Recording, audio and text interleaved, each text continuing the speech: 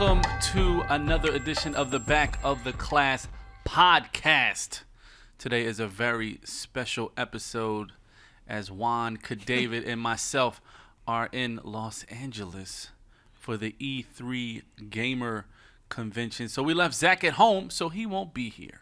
He doesn't play games anyway. He doesn't game. He's smarter than us. Anyway, so today on the podcast, obviously, we will talk about E3. There's a lot of hip-hop presence at E3, so we want to talk about that. We also have to talk about this XXL Freshman cover. There's a whole lot of buzz about that, as it always is around this time of year.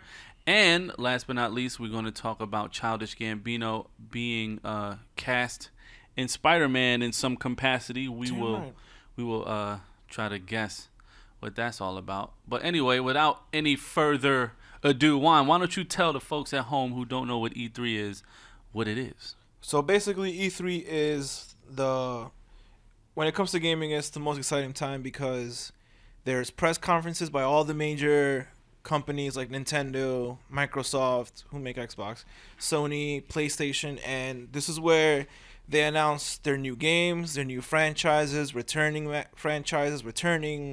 installments of games in franchises, new consoles, yada yada yada. So they do it in other conventions, but this is the convention, or expo I should say, where all those announcements are made. And this year was no different. A bunch of stuff came out of the press conferences on Monday. Just give us a couple quick highlights. Three highlights. Go. All right, well, I'll go then by company.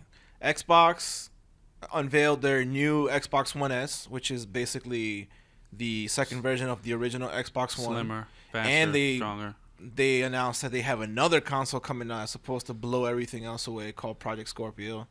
Sony brought it hard at that press conference. In my opinion, I think they won. Every year there's a competition who won the press conference between all the companies, and Sony it was game after game. New God of War, New Tekken. New Tekken's gonna be on. Like, Sony had New God of War, Resident Evil, and it's gonna be VR from beginning to end if so you choose to do it that way.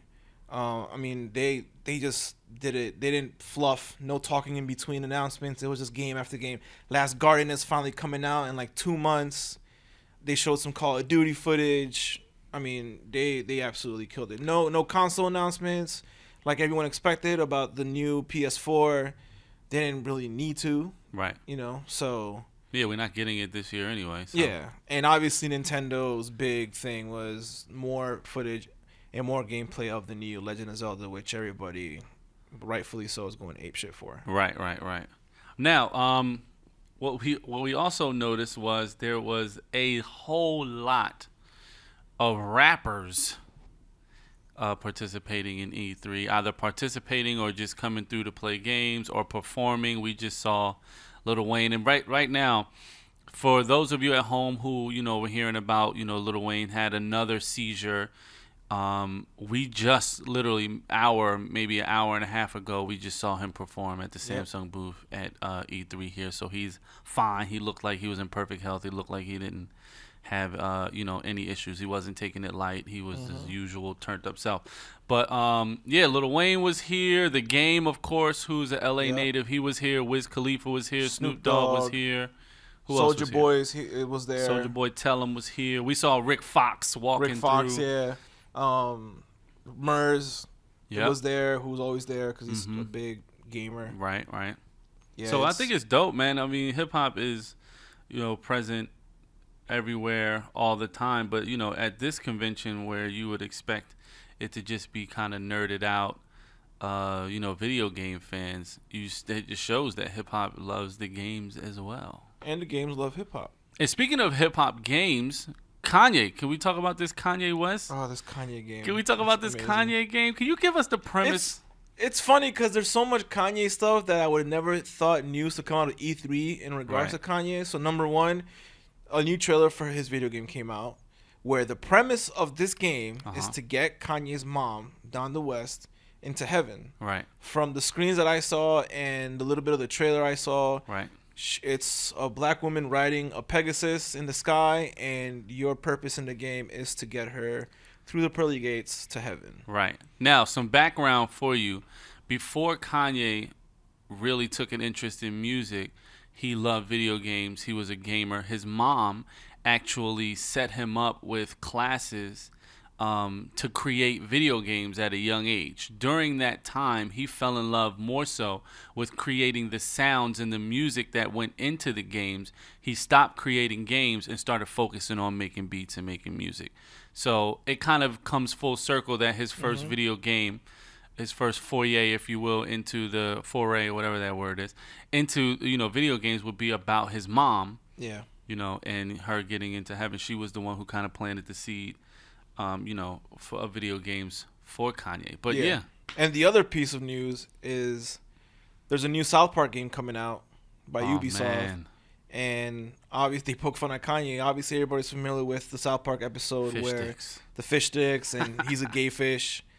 In that game, your purpose is to get a gay fish's mom into heaven. Like, that's one of the missions. Wow. In the game. So there's no chill. Kanye reference. There is no chill. Oh no! When it comes to South Park, they make fun of Marvel and DC, both franchises. They make fun of the way, they put out movies and the phases of how they put out the movies. Yeah, they don't.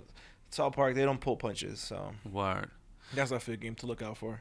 Yeah, man. So hip hop is out here live and well. Back of the Class is out here. E3 has been dope. But yeah, so moving on to some just hip hop conversation, we have to talk about this whole XXL Freshman cover. And of course there's especially with the memes and all of that stuff nowadays, there is zero chill on that as well. But just to give you guys some information on the Freshman cover this year, we have Anderson .Paak, who you heard from, Dr. Dre's camp. You have Kodak Black. You have Lil Uzi Vert, Lil Dicky, one of our favorites. Dave East, one of my favorites. Denzel Curry, Designer, G Herbo, Lil Yachty, and I believe that's it. I still want to know how they come up with these lists, because I feel like half the time you have people who are definitely viable and should be on the list, and then they go, all right, who can we put on here to get people pissed and get people talking, like we do every year? Right. I feel that's how that conversation probably goes. From what I understand, in years prior, it was the staff of XXL coming up with the initial list, and then there was one slot that was voted on by the public to vote one member on. And that was how Iggy Azalea made it on that list the year she was there. Her fans, voted her in drones, and, then she was on. But initial reaction to the list, how do you feel about it? Not too mad at it. I think I'm glad Lil Dicky's on it. Agreed. I love Dicky, and Philly. Good to see him being accepted in the hip-hop mainstream scene, I guess you could say. Right. He's been working his ass off for the last couple of years, making funny-ass music, but funny and good at the same time. Lyrical. It's not easy to do what he does. At all. It's one thing to rap about the shit that every other rapper's rapping about, but this dude raps about stuff you can relate to, like about, ex-boyfriends from your current girlfriend, white dude having black friends, yeah, all that race, shit. all that stuff. It's different, and I can't imagine it's easy to come up with those concepts and flush them out the way he does. So agreed. Definitely got to see him on there. And in this world where everyone in hip hop is taking themselves far too seriously and then becomes a laughing stock or a joke, it's dope to see him taking on, his own persona, is not, taking himself too seriously, and everyone kind of getting a kick out of it. I love that Dave East is on this list. Shout out to Dave East from Harlem. Super dope MC. Really, really appreciated his body of work. I thought it was interesting that Designer was on there. I mean, yeah, he's got the #1 record. He's a big record, but he's very freshman.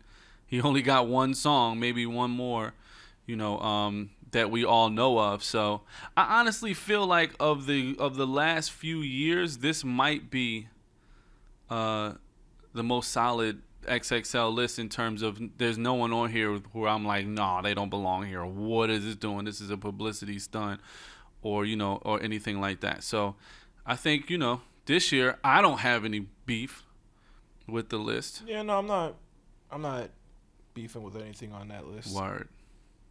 So yeah, I mean, and one thing that I do appreciate about the XXL list is if someone's on there that's not on my radar, it definitely piques my interest and makes me want to go research their music. So if there's someone on this list that you're unfamiliar with, definitely take a couple minutes to search their YouTube stuff or whatever, and then find, who knows, you might find an artist that you really like or identify with. Word. I mean, and last but certainly not least, we have to talk about Childish Gambino, another MC. Mm-hmm. Childish Gambino has been cast in SpiderMan. Yeah, and which brings up, if you don't know the back history, he's been lobbying to play Miles Morales, which is a version of Spider-Man from an alternate reality. Right. Who is a black Dominican teenager who is Spider-Man. That was introduced a couple years ago to high praise, and most everybody loves it. He's been lobbying to play Miles in any way, shape, or form. He voiced Miles in the Disney XD version of Ultimate Spider-Man. Since then, he's been definitely trying to put his name in the ballot to play Miles Morales should Marvel decide to put Miles Morales on the big screen.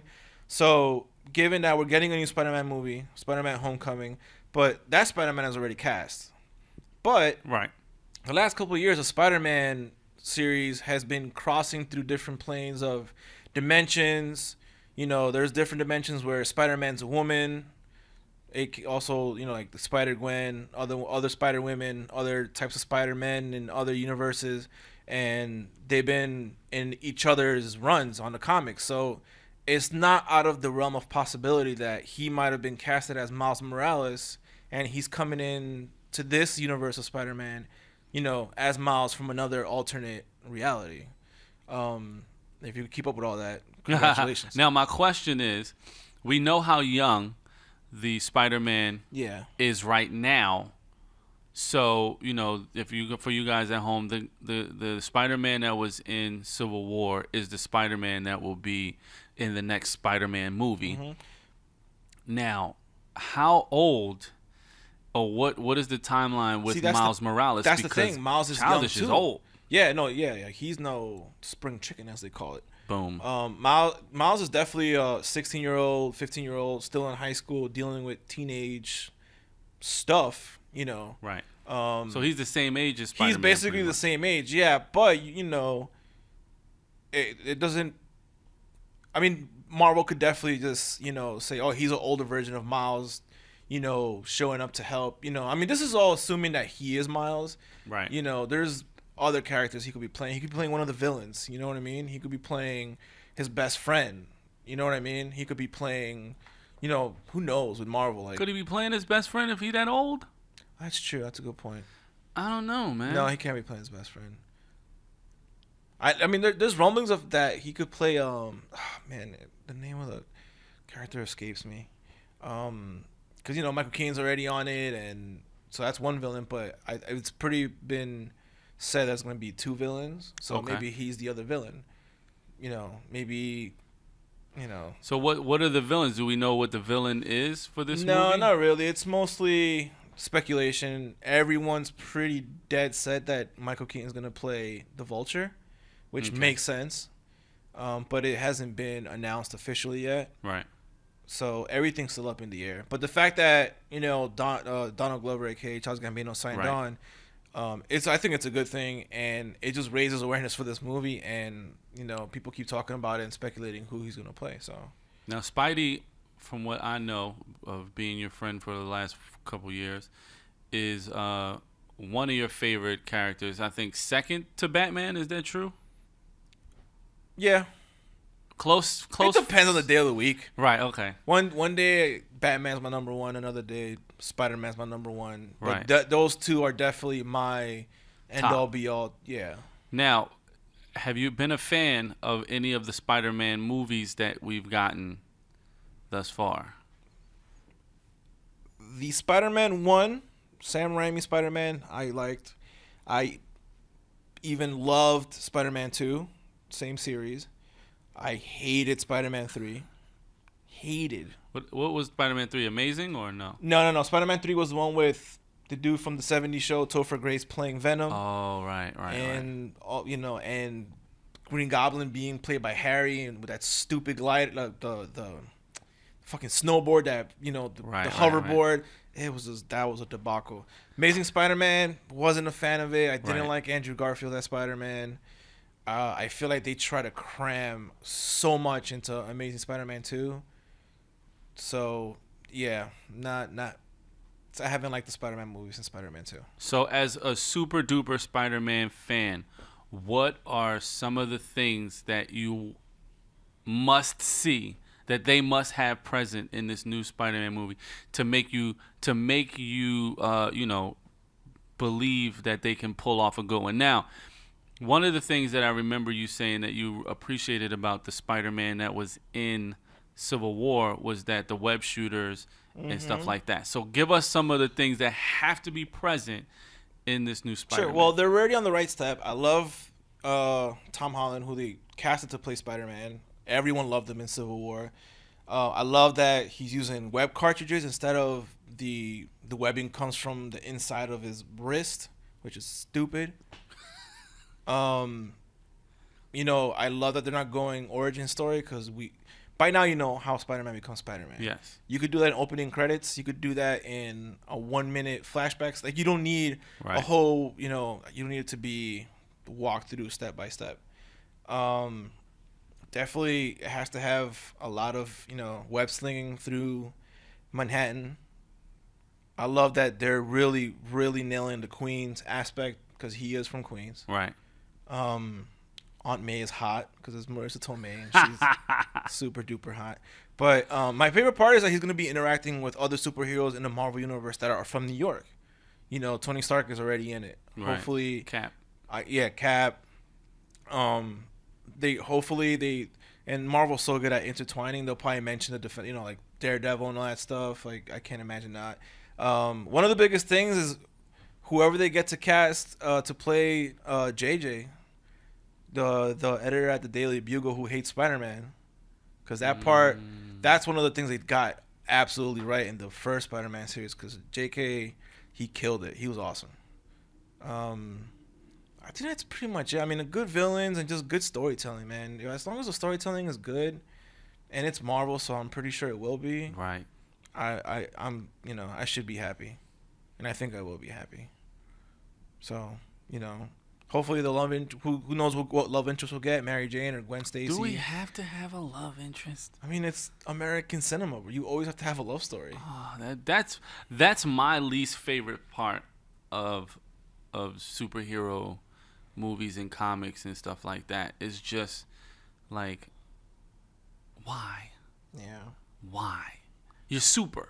You can focus on saving the world. Focus on it, like, you got this Achilles heel that everyone knows. Someone's just gonna come and kidnap your girlfriend, or they're gonna come and take you. It's just like, come on. Like, I think it boils down to, it's the most relatable shit. Everyone knows what it's like to love somebody and want them back or want to help them or what have you. That's why it's But hey, maybe they won't go that route, but they probably will. Right. I want to see more fighting. Oh, what did you think about Spidey's fighting in Civil War? Oh, it was great. Right. Especially when he's using his abilities and the web slinging, and he has his quips while he's doing it. Like, that's Spider-Man. Right. More of that. I mean, it's in Civil War. It's going to be in the movie. So, there's no need to fear on that end. So, yeah, man, I think it's going to be good. I think I'm going to be happy. What I loved about Spider-Man in Civil War was he was witty. he was kind of like amazed as he was fighting. Like you could tell he was very young, very immature, happy to be there, still very kid, very happy to be there. Wasn't taking the situation all too seriously, but at the same time he was kicking ass. Like, you know what I mean? Like I think they nailed that perspective of this kid who is like, whoa, I'm fighting. That's this person. That's this one. Whoa, this is cool. And at the same time was contributing heavy to the fight that was going on. So I'm very interested to see how all of this, because that's kind of one of my favorite things about him, that he's so young, like, you know, having these powers and all of that stuff, internalizing that. Yeah, balancing that with real life problems a teenager goes through. Exactly. You know, schoolwork, your parents, or in his case, his aunt, you know, his identity, doing the right thing, not doing the right thing, you know.